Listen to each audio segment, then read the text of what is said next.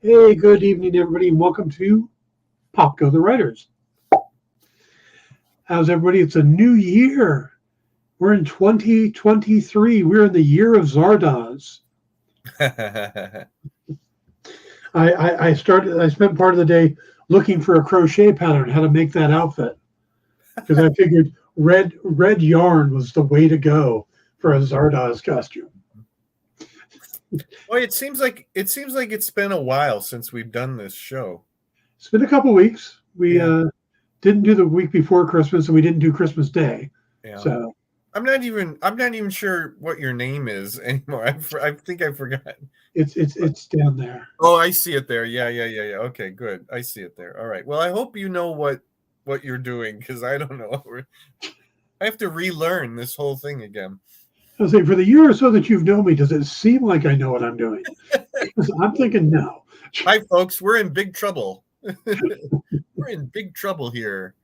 So, how did you spend your New Year's, your New Year's Eve? Oh, I sold my soul to MeTV yesterday evening.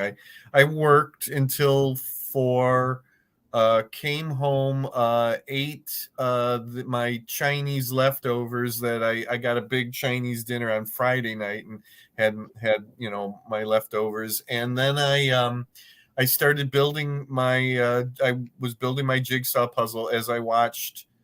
Oh, you know what? No, I started off with Gamera last night.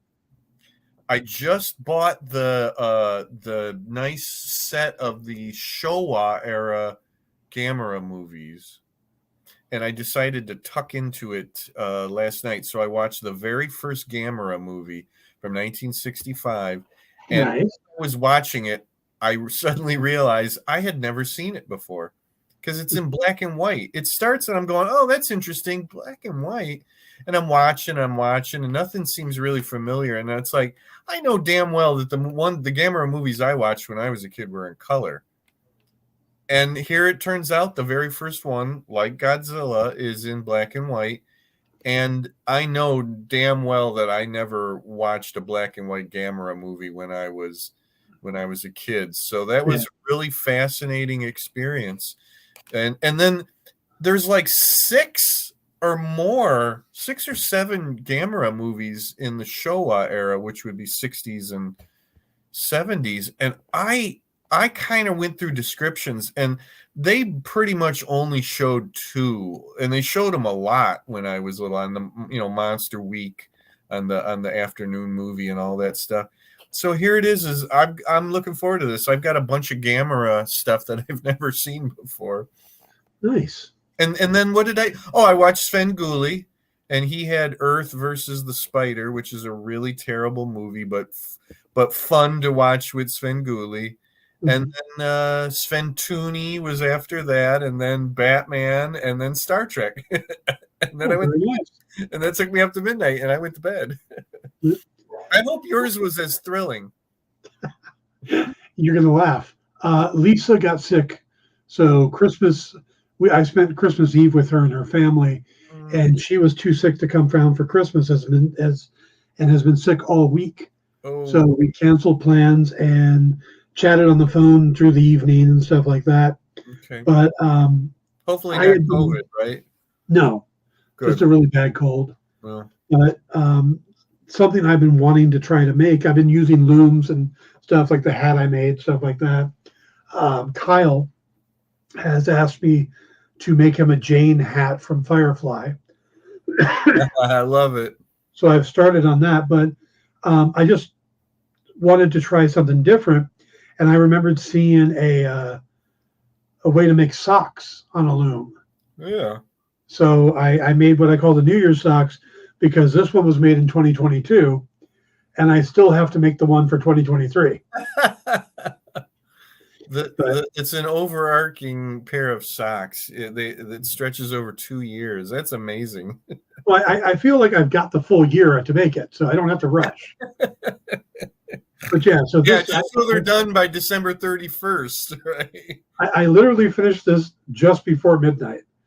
So, but yeah, so I didn't have much else to do. I had spent the night before building and painting some Warhammer miniatures with Yeah, my you're really going whole hog on that Warhammer stuff, huh? yeah. I'm gonna try and get into it. Hey, Brandy. Yep, we are live now. So Speak for yourself, Dan. yeah. But yeah, I did a show with someone came in and was explaining Warhammer. I'm gonna do one on painting, and I figure I saw so many people wanting to know what Warhammer was, how to play, and stuff like that. Mm-hmm. And my nephew and his friends all play. So I'm like, okay, I'm going to learn and bring everybody along with me. Yeah. And I picked an army.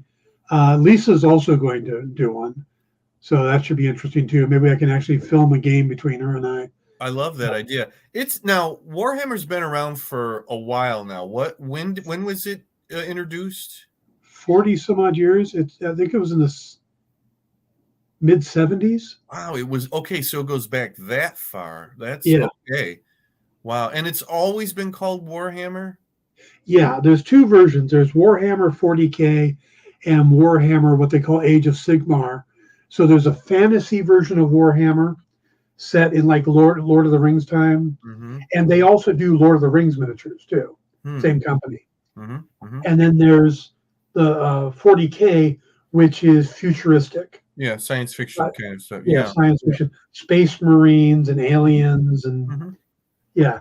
So I picked a group called the Grey Knights, which are a group of space marines that have psychic abilities and the ability to teleport.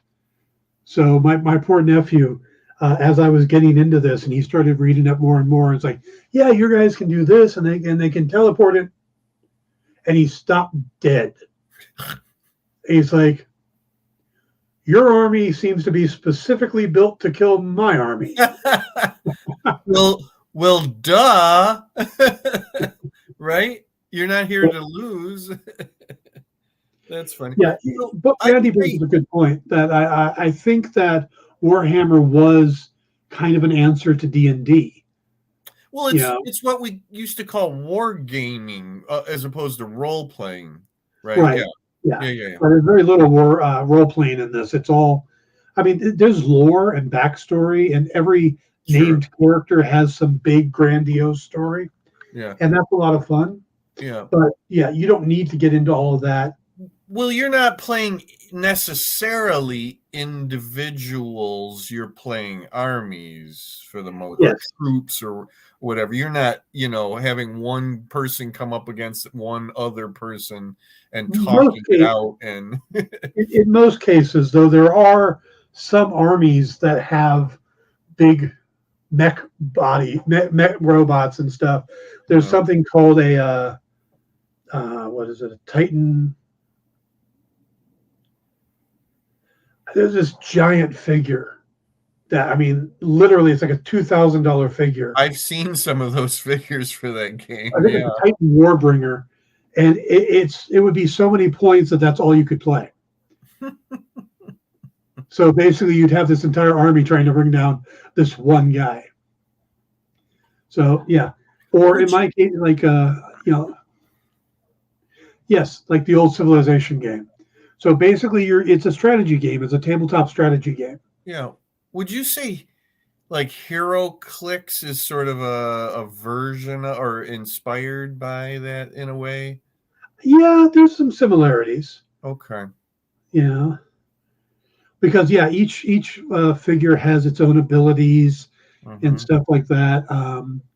Like I said, my guys are psychic, so they can cast these equivalent of spells, and like I said, they can teleport. So my nephew, who's got a big line of snipers set up, my guys can just drop in behind him and start killing.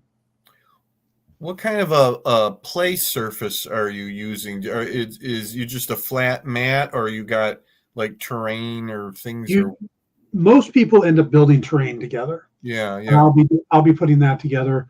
I've got some like aquarium pieces that I can use. Cool. Stuff like that. Cool. That's what would attract me to something like that. Is have a, three-dimensional type of, terrain. Did I hear there's a movie in the works? Isn't it like Chris Hemsworth or something like that? Henry Cavill. Oh, Henry Cavill, that's it. Yeah. Oh, Henry Cavill, Chris Hemsworth, it's all the same. Yeah, big hunky looking guys. All right. with accents. What's funny is I was actually starting to get into it and talking to my nephew, and had just about picked my army when the news that Henry's going to lead a Warhammer cinematic universe came out. And I'm like, oh yeah, a lot of people are going to want to know what this game is now. Yeah. Mm-hmm. So it's kind of like The Witcher, oh yeah, there's a bunch of people playing The Witcher games. Suddenly Henry Cavill is The Witcher. Mm-hmm. And everybody's buying the books and they're playing the games. And now, were you a role play guy back in the day? I wasn't. I actually didn't play Dungeons and Dragons until, I want to say, 2017. Okay, that's why you're not in my book then. Yeah, I got a call from or a message from Matt Hawkins over at Top Cow, who I was doing some work for. He's like, I'm going to put a game together. We're going to meet at this comic shop and play there. Do you want to play? Mm. And then about 5 minutes later, I get another email from him. By the way, you can say no and I'll still give you work. Yeah. And like, yeah, I'm in. Obviously, that had happened to him before. So, and yeah, we put together a group and played for quite a bit of time. Fun. And that led me to Lisa's daughter asked me to teach them how to play. Fun. So I learned to DM for that. And then another group of friends were like, oh, Dan's learning to DM. He's our new DM too. So for a while, I always had to be the DM in my group, back in high school because I was good at it and nobody else really wanted to put the effort into it. They just wanted to play. They didn't want to have to sit there and plan everything. But here's Jim, who loved to draw maps and and have all this stuff. And I'm a control freak too. I'm a ringmaster, so of course I had to be that. These last couple of days, I've gotten a flood of essays coming in for the next volume in my Memories from Grown Up Kids series, because it's about being playing role-playing games in the 70s and 80s. Yeah. And, it's been really fun reading everybody's reminiscing about the old days of playing D&D and Traveler and Champions and the Marvel superhero role-playing game and the Star Trek, the original Star Trek, the role-playing game. I played the Marvel one when I was a kid. Oh, okay. 10 or 11. Yeah. But I didn't really have anybody to play with, so I only played like a couple times total. Yeah. Jay, that is the Space Marine one. That was huge because I had tried other superhero role-playing games and they're all just so damn complicated or hard when it should just be rock'em sock'em. And the Marvel one came out and the fighting system was just so easy and it had a lot of, if you pardon the pun, punch to it. And so that was the one that we ended up playing the most as far as superhero role-playing. Yeah, you had that little city map and you put the guys out. Yeah. And I remember a buddy of mine was playing Thor and I ended up killing him with like some nondescript character. I don't remember who. I can't imagine. Like somebody who could not kill a god. Good for you. So Happy New Year to you, Jay. Thank you. Yep. Thank you, Jay. Hope you and Jenna have a good New Year, and we'll see you this week. All right. So you didn't see Glass Onion. No, I was going to say, that goes on record. You're already mad at me for not watching Glass Onion. But I've heard very good things about it. I'm not mad at you. I'm disappointed for you. Oh, okay, sure. I know. It's. I just, you know what I mean. To have all these streaming services when I probably wouldn't end up watching them that much because of all the other things, that I do. I mean, I find that Disney Plus covers my streaming needs, and so I watch a lot of stuff on that. But what did somebody I just know said that they watched Glass Onion and they said they really liked the way it looked like Daniel Craig was really having a good time. Oh yeah, Yeah. yeah. He always looks like he's just miserable when he does the Bond movies. I don't think so, but I'll say okay. I won't argue with that one. But Yeah. so I guess what they'll probably keep going with these things then. When Netflix made the deal to get them, they made a deal for 2 movies.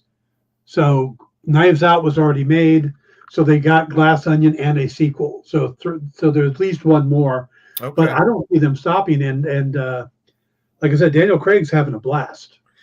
And they're not based on they're original to this. Their original Ryan Johnson, it's his own detective, a guy named Benoit Blanc, who is, how do you describe Benoit Blanc? He sounds a bit like Foghorn Leghorn.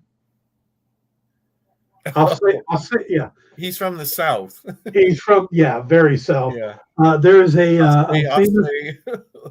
There's a famous historian named Shelby Foote that knows. Yeah, you know who Shelby Foote is. Yeah. Mm-hmm. Okay, Shelby Foote has that accent, and that's the accent Daniel Craig went for. Okay. Specifically, Shelby Foote. So that's the accent he has. In the first one, he gets called in to help solve the murder of a mystery writer who's the patriarch of a family, played by Christopher Plummer. Mm-hmm. And the cast is Michael Shannon, Chris Evans, Jamie Lee Curtis, and Ana de Armas. And it's just this amazing cast. Mm-hmm. Well, then Netflix picked it up, and they did the same thing again. Mm-hmm. So this one, it's only Benoit Blanc is back because it's like a Hercule Poirot movie. Sure. You know, the Janelle Monáe is in it, Dave Bautista, Ed Norton, Kate Hudson, Catherine Hahn, Leslie Odom Jr. Leslie Odom Jr. is interesting because he's now been in both a Benoit Blanc mystery and a Hercule Poirot mystery, having done Murder on the Orient Express. Right. These are set in now, right? They're not historical pieces, right? Actually, this one is set during the pandemic, and they deal with the masks and stuff in it. So, but there's a bunch of ridiculous little cameos in it too. It's like, why is that person in the movie? But they're not comedies, right? There is a lot of humor to them, but the murder mystery is serious. Yeah. Ethan Hawke shows up for just like I said, a bizarre cameo. Joseph Gordon-Levitt, who's a good friend of Ryan Johnson, always appears in every movie he does, and in these 2, he's a voiceover. One of them, there's a detective movie on a TV, and he's the voice of the detective on the TV. And in this one, there's this giant dong, like a gong that goes off at the hourly. They call it the hourly dong, and it's Joseph Gordon-Levitt. Well, that's a weird cameo. What I'm enjoying is the thought of all the people who hate Ryan Johnson because of Last Jedi and like these, and they're probably so conflicted in their heads. They're like, no, wait a minute. I have to hate him because of Last Jedi, but I really like these things, and I don't know what to think anymore. Well, see, I think if anything, these movies redeem Ryan Johnson and put Star Wars management in question, like Kathleen Kennedy, because if you're hiring somebody to do a movie and you get somebody whose main thing is subverting expectations, you can't be upset when he subverted expectations, and that's what he did with Last Jedi. Right, of course he did. That's exactly what he did. But they love it when he does it with these. I mean, everything God, I wish you would have seen it. Oh, don't say anything, because maybe someday I will. Yeah, it's just the big reveal isn't your classic big reveal. it's got this twist to it that is very Ryan Johnson, very subverting expectations. Mm-hmm. But it does feel like it's in the vein of an Agatha Christie murder mystery. So it's Ryan Johnson building on that archetype. Sure. And then taking these little strange twists, and they're great. I absolutely love the movie. Is Knives Out on Netflix right now? I believe it is. Okay. I don't know. I'll look into it. Maybe there's like a free trial and I can watch both of them or something, Yeah, it would help if Netflix had the first movie, of course. And you said that was theatrical and this is only on Netflix. Well, they put it in the theater for a week so that it could get Emmy consideration. Oh, sure. Or Oscar consideration. For sure, yeah. Right. But it made a lot of money in that week. I bet. It's amazing how I was just talking with somebody about how the lines are blurred between movies and TV. It's almost that there isn't any lines between them anymore. Yep. I was just looking to see if where it was. Okay, I was worried for you there for a moment. I was like, Dan, are you having a stroke? You're just frozen.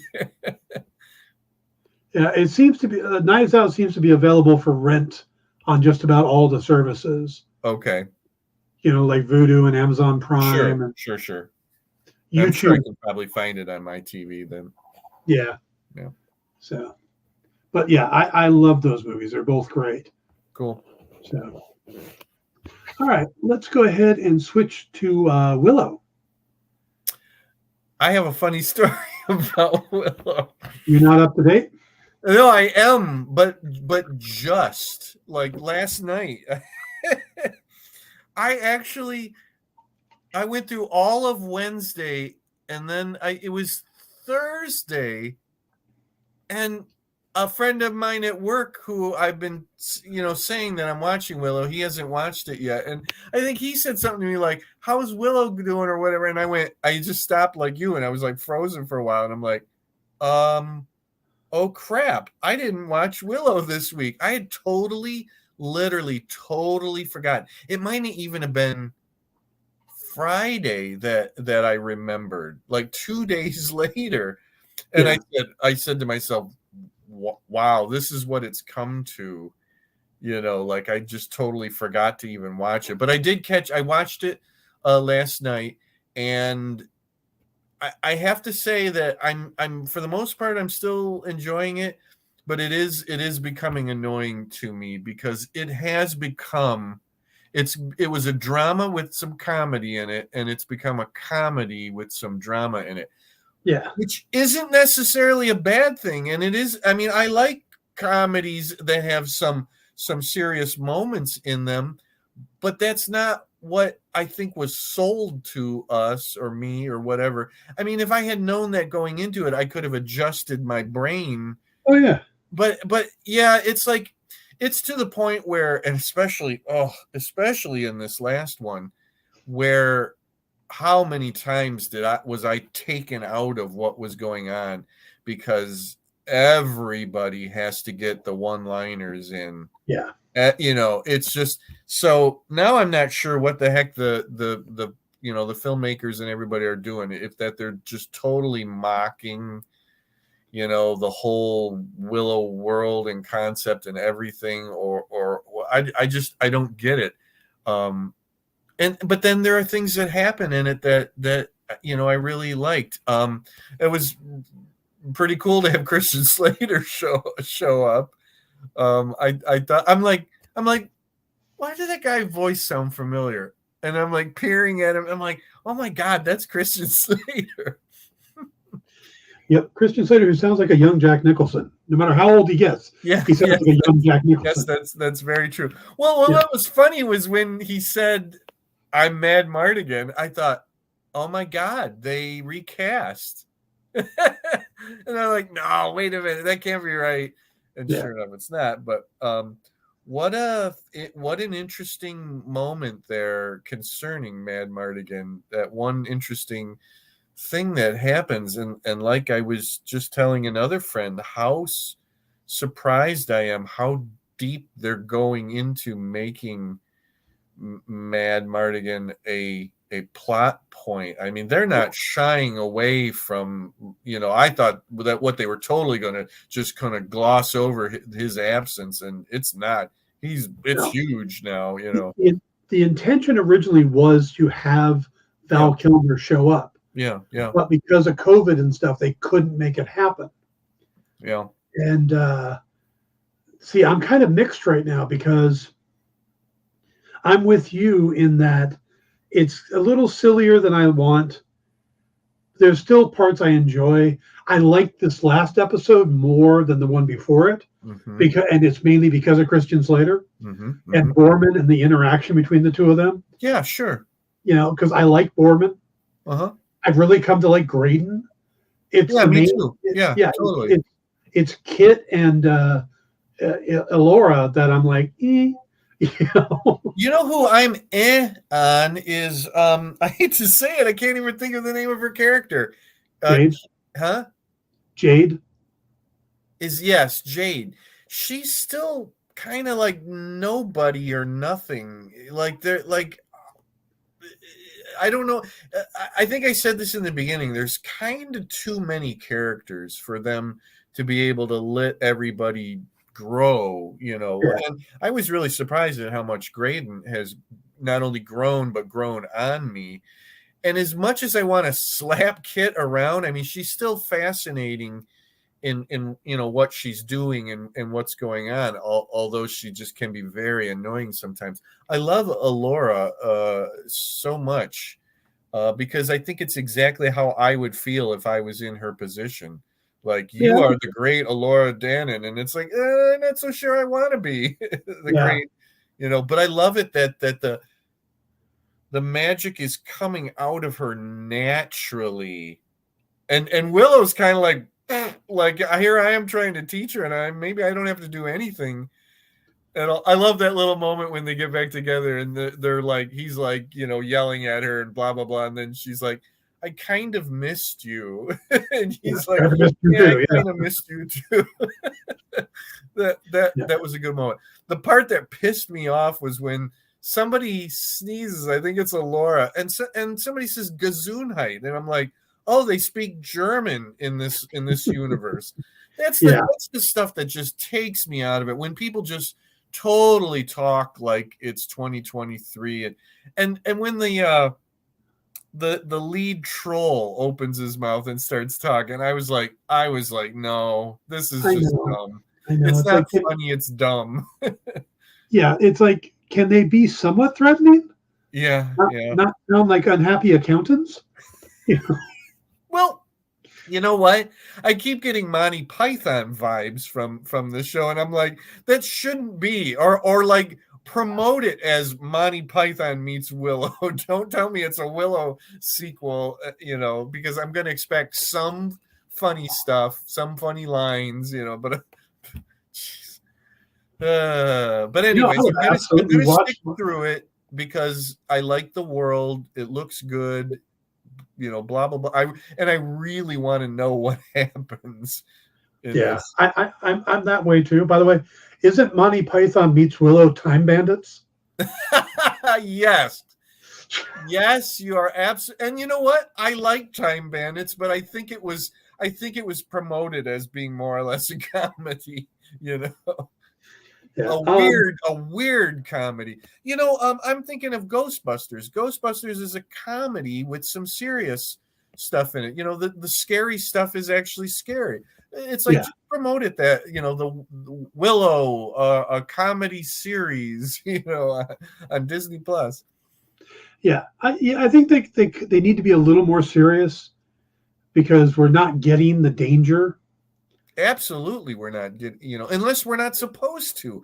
But yeah, it's like, although I must admit the way this last episode ends seemed to be pretty dangerous. Me who I can't swim, totally felt the tension going on there. So we'll see. We'll definitely. How many episodes is it? It's supposed to be 8. Okay, so we have 2 more then. 2 more. Okay. And then I've got to know what the hell's going on with this Mad Mardigan thing. Well, I don't think we'll get that resolution this season, so we got to hope for a sequel. Okay. And I don't know if the numbers are good enough. Yeah, that's my worry, because I haven't seen anybody much talking about it. Because there's a big question that I have of what something that they did and how they did it concerning Mad Mardigan. I didn't understand what I was hearing. Yeah, the voiceover thing. Yeah, do you understand what the hell that? Why? I don't think they're necessarily supposed to yet. Okay. I don't know if that was a trap or if that was actually supposed to be him. Well, what I mean by this is whose voice is that? What did they use to make that? Because the Kilmer. Yeah, I don't get that at all, because I don't think it's sampled from the past. Well, they have technology now True. to be able to pull from the past, because that's what they did for Top Gun.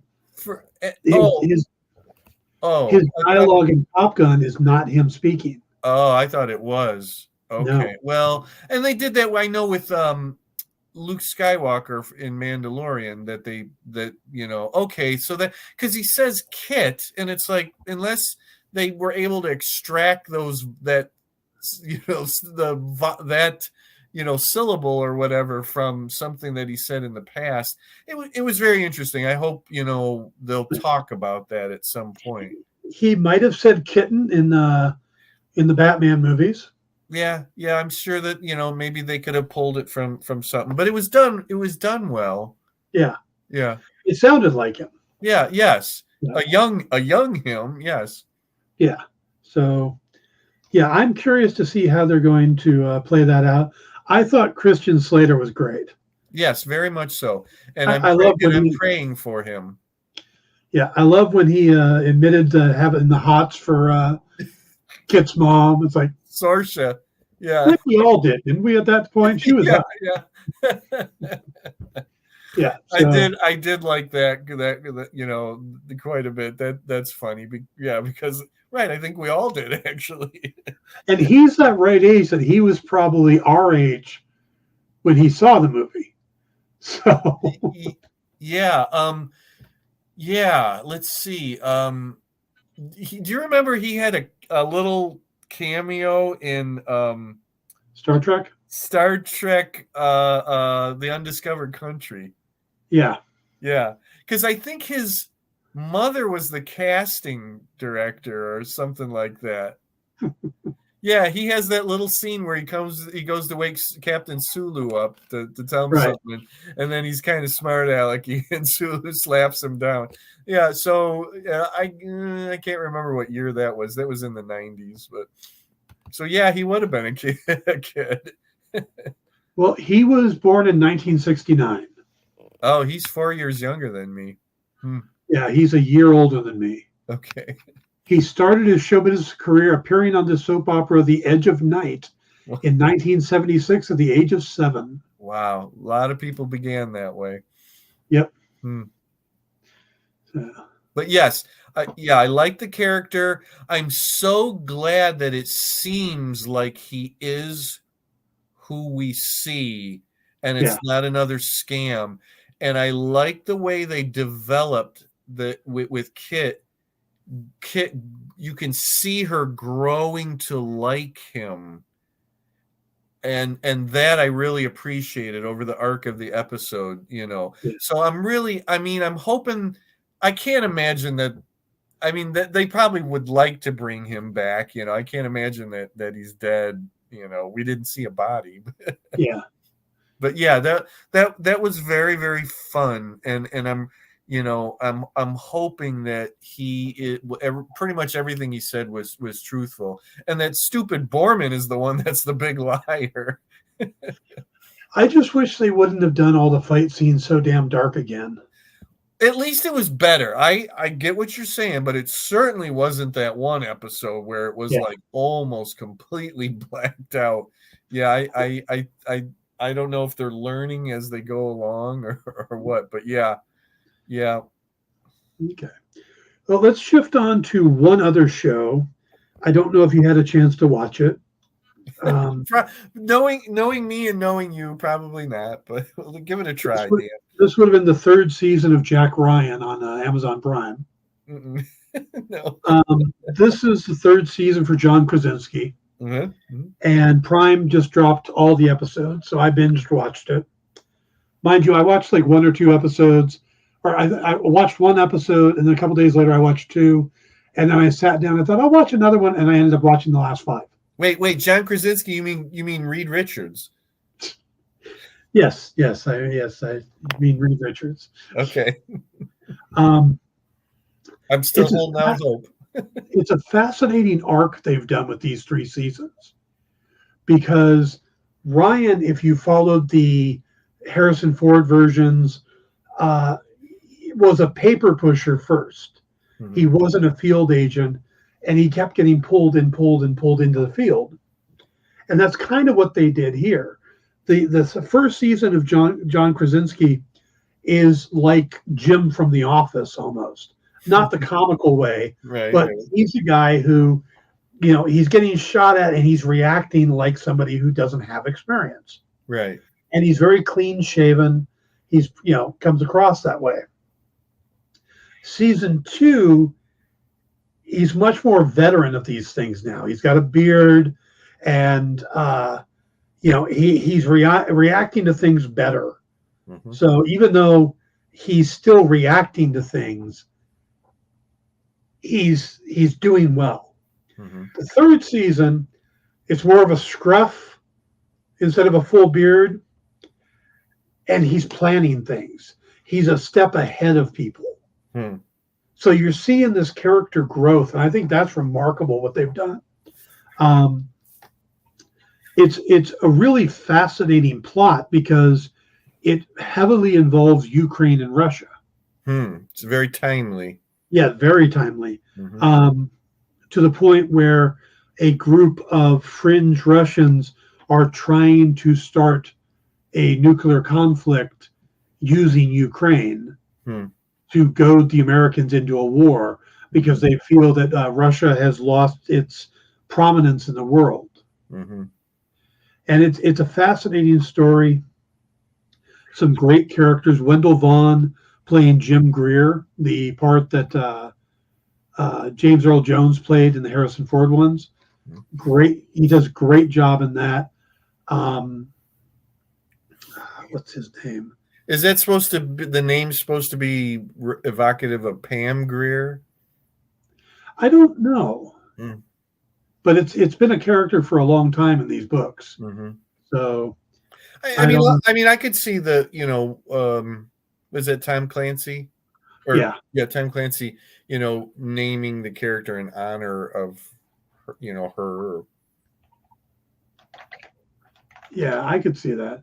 The other thing I find interesting is they took a character he kind of reoccurs in the novels, but not a lot, and they make him more of a regular character. Mm-hmm. And he's played by Michael Kelly.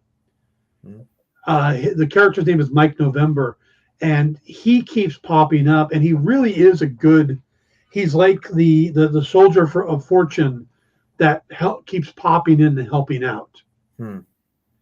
But he's from House of Cards and Black Mirror and he was in Man of Steel as Steve Lombardi. Steve Lombardi. Okay, wow. But I really enjoy these seasons. But I like these shows. I mean, I get hooked on these and Jack Reacher, the other show on Amazon Prime. Is there a new season of that? Have I heard that? That's in the works. Alan Richardson is filming that right now. And there's going to be an Alex Cross series with Aldous Hodge. Mm-hmm. So who I thought was awesome in Black Adam, which I finally got to see.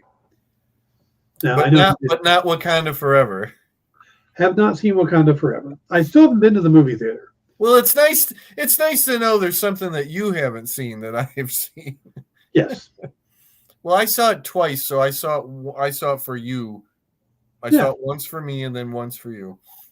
And it's going to pop up on Disney Plus, and I'll watch it, and we can talk about it. I would imagine before too long it should. Yeah, they usually do about 45 days, so I would expect it in the next couple weeks. So that'll get us to, I think, closing or the big topic. This is, of course, first day of the new year. So if we're looking back at 2022, just off the top of your head, what are some of your favorite series that you saw during 2022? Definitely Andor. I'm gonna, I'm trying to think of things. I saw a little meme today about celebrating the Star Wars shows that we got in 2022, and I was kind of thinking about them, and it's Andor, Tales of the Jedi, Boba Fett, and Obi-Wan. And as much as I liked parts of Boba Fett, there's no way that's on top. And I liked more of Obi-Wan, even though there was a few moments that I didn't, but overall I still liked it. But Andor was pretty much a consistent, week after week after week, and situations and characters that I'm still thinking about and looking forward to, checking in with them again. So that's definitely, on top there. I'm trying to think of all the Marvel shows. What all did we get in 2022? Moon Knight, yeah, Ms. Marvel, She-Hulk. Oh, and then the two specials. Right, Hawkeye was at the end of 2021, right? And then the two specials. As far as the series go, wow, it's definitely not Ms. Marvel. I didn't dislike it, but I didn't love it. I'm going to say I probably like She-Hulk the best. Even though how you can compare Moon Knight to She-Hulk, I don't know, and I liked Moon Knight a lot. I'm going to say She-Hulk definitely won out for me, but really if I had to just pick one Marvel project from the entire year, it's going to be Werewolf by Night. Definitely. Just what a surprise to get something like that when I wasn't even expecting it. I remember at one point I was checking it around to see if it was still even like a thing, like or was it just a rumor? Was it really in production? And then finally we get to hear, oh yeah, it's coming out, and what a nice surprise when basically we didn't know anything about it for the most part, and then we get that trailer, and that pushed all the buttons for me. So that's, as far as Marvel goes, that's definitely the thing that's on top. And then as far as a series go, it's definitely going to be She-Hulk. For me, Andor for Star Wars was just phenomenal. Was next level. Yeah. Probably the best thing they've done in a long time. Yeah. I enjoyed Kenobi. I did too. Yeah. It was fun. I loved seeing Ewan McGregor back. I had fun with it. I mean, in the end, isn't that what counts? And that's what I usually do. I walk away from something and I say, did I have fun with it or didn't I have fun with it? And there was an uphill battle for me with Obi-Wan because I had to stick up my butt for the most part about that, because I said, this show has to convince me that it has a reason to exist, because I didn't feel like it was necessary to take one little line from A New Hope and make a whole show about it. It wasn't necessarily necessary, but I walked away like loving little Leia, like what a surprise that was too. Like Yeah. totally wasn't expecting that. Book of Boba Fett was kind of hit or miss for me. There were some things I enjoyed about it. It was Mhm. a fun series, but there was a lot of problems. Mhm. And when two of your episodes have nothing to do with Boba Fett, now how do you call it Book of Boba Fett? So, Tales of the Jedi was a mixed one for me. I really enjoyed the Hmm. Count Dooku stories. Mhm. I didn't really care about the Ahsoka stories. I Hmm. don't feel they added anything where I really felt the Dooku stories added to the character, added to the depth of the character. That's a very good point. So, I was pleasantly surprised that I enjoyed the Ahsoka stories. Not necessarily the first one when she's, a baby, but again, not having watched Clone Wars or Rebels, it was nice to be able to enjoy those, episodes with her.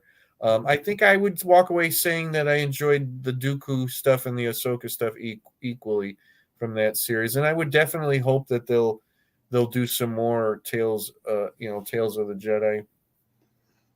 yeah, I'd love to see them do Mace Windu. Definitely, I would love to see absolutely, more of Mace Windu. absolutely. Yeah. That would, you know what the highlight of that series was for me? That Yaddle got basically a whole story. Yeah. You know, that was very, very cool. I'd like to see that with other members of the Jedi Council. Yeah. That just didn't get The guy with the anything. big head. That would be great. Yeah, I can't think. It's something Poof is or something is that character's name. I can't think of what it is. But yeah, Yeah. I'm sure everybody would like to see. Uh, oh crap, the name just flew out of my head. He's got kind of this metal thing in here and this big stuff Plo going. Koon. Huh? Plo Koon. Plo Koon, that's it. Yeah, I'm sure everybody would really, Oh yeah. feel. There's Well, some great I'd characters. like to see guy with the big head, the cone head. Yeah, I don't remember his name. But yeah, that's who I was thinking of. Definitely, give them some more time. That would be really cool. But I'm totally on board with your Mace Windu idea, and I can't imagine they're not going to do Oh to yeah, do that. he's too cool a character not to Yeah, do something with. yeah, the young Mace Windu adventures. Yeah. Now for Marvel, I loved Moon Knight. That just clicked on all levels for me. Good. So I'm going to put that like there, and then Werewolf by Night right there. I mean, it's if Werewolf by Night was a little longer, it probably could have passed Moon Knight. You have a Um, moon fetish going on. I really enjoyed the Christmas special, the Guardians of the Galaxy holiday special. Yeah, I didn't even bring that up, but yeah, I did. I Yeah. did. I really did, but I like Werewolf better. Yeah, and I liked both She-Hulk and Miss Marvel. I actually I think I liked Miss Marvel better than She-Hulk. And what's funny Interesting. is She-Hulk, I loved what they did because of how it kind of stayed true to the comics that John Byrne did. Yeah, yeah. So from that point of view, but at the same time, it really made things confusing for the overall universe in a way I wouldn't have thought of when John Byrne was doing those comics. It's like, oh, she's talking to the audience, she's talking to the reader. What does that mean for this character over here? What does that mean for Spider-Man? Where when you have a combined universe like this, you kind of start questioning that kind of stuff. Hmm. Yeah, no, that didn't occur to me. I think it's a valid thing that you're bringing up. It didn't occur to me other than it could be written off that it's all just in her head Mhm. too. Like I doubt if anybody else could necessarily access the real universe and go and see Kevin, Yeah. but hmm. Yeah. So yeah, that's the only part about She-Hulk. And it's not even the talking to the breaking the fourth wall. It was literally the ending, which I thought was great for a John Byrne type story, Mm-hmm. but it really does kind of throw everything into question. And then you go, well, wait a minute, you just introduced Hulk's son. So we have to take this seriously. Mm-hmm. But she also went and broke through the Disney Plus menu. How are we supposed to reconcile that? Okay, I mean, would you say at this point in time that that was just way too much for the average Marvel Studios viewer? I think so. I think it was a little over the top for your average person. Your comic Okay. reader is not going to be a problem. For a lot of people, it's not going to be a problem. But your casual, your people that only know Marvel from the movies, that's going to be a little bit too much. I almost think the same. The people who wouldn't have been able to handle that were the people kind of complaining in the earlier episodes of WandaVision that they could not, they just couldn't roll with this idea of a TV show, like in the 50s or 60s or whatever, where I was just loving every moment of it. And But but but there was so many people that just were basically saying this is crap. What's going on? but Like, the fact that Wanda has these reality warping abilities mhm, kind of keeps it within the realm. yeah, So She-Hulk doesn't have any powers to do this. right. So Well, then that's where you have to walk away saying, she has some mental aberrations going on. Yeah, she cray cray. yeah, yeah. All right, let's But I think I said it before. If I think if one thing 2022 showed us in terms of Marvel Studios is that they can go and do almost anything now. I mean, that was some real diversity from the fairly dead, serious Moon Knight stuff to a teen drama with Ms. Marvel yeah. to the just bonkers She-Hulk, and then we get something like out of left field like Werewolf by Night, and then end it all up with a light-hearted, goofy holiday special with the Guardians of the Galaxy. I think they really proved, and this isn't even talking about the movies that they put out. The Yeah. movies were a little bit more of what we expect from Marvel Studios, but I think in 2022 they really said, guys, sit back and strap yourselves in because we're going to go all over the place now. Yeah. We got 10 plus years under our belt, and we got all these characters yet to explore. We're just, we got something for everybody. Just sit back. All right. What about movies? Of the movies you saw, You know what? One movie that I did really like was Dune. wasn't that last year? Oh, well, yeah, 2022. Wasn't it in 2022? No, I think it was 2021. Oh, wow. I thought it was 2022. All right. Then I didn't like it at all. I hated it. It came out the same. It came out around the same, a little after Black Widow, which was Boy, last year, is that right? 2021. Okay. Sorry. Wow. Okay. So I have to think about what I went to see then. Well, the Yeah, because Marvel. Dune was awesome. I love Dune. Yeah. Yeah. Yeah. The Marvel movies then. We had Thor and we had Doctor Doctor Strange Strange and Black Panther. and Black Panther. Of those three,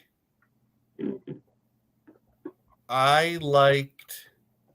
Ooh, it's almost a tie between Doctor Strange and Wakanda Forever, but I think I'm going to give the edge to Wakanda Forever. Fair enough. Yeah. Now, see, for me, you know, um, I can include, besides the ones you mentioned, I can't include Black Panther because I haven't seen it yet. Yeah. Yeah. But I did get to the theaters to see Death on the Nile, Mm-hmm. which I really loved, Mm-hmm. and Glass Onion, and Black Adam, Doctor Strange, the Batman, Thor: Love and Thunder, and for me, the two murder mysteries, Glass Onion and Death on the Nile, were really up there for me. Mm-hmm. Both I thought were fantastic. I think the Batman would be the top comic book movie for me, Hmm. because it really just was gritty. It was grounded and introduced this new version of Batman that I really liked. And I did like Doctor Strange and the Multiverse of Madness, other than the scene with the Illuminati. That just, I think that's one of the parts I like the best. Because, yeah. with me, it's like, give me more characters. Give me more characters that we haven't seen yet, Well, I'm please. fine with giving more characters, but just the way they were killed was disturbing to me. Yes, okay, that part, yes. Yeah, But Black I Bolt's rolled with that knowing that they weren't, our version, our own yeah. of those.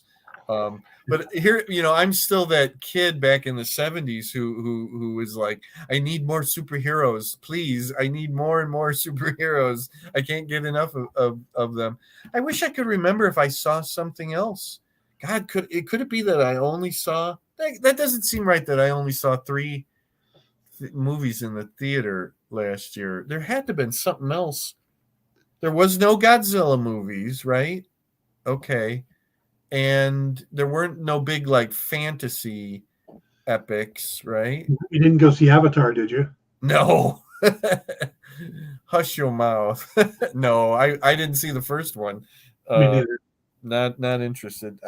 That's interesting. I'll have to like kind of look back at a list of movies of 2022, and I swear that there was something else that I went to see, but I can't think of what it would be. Was there any other big?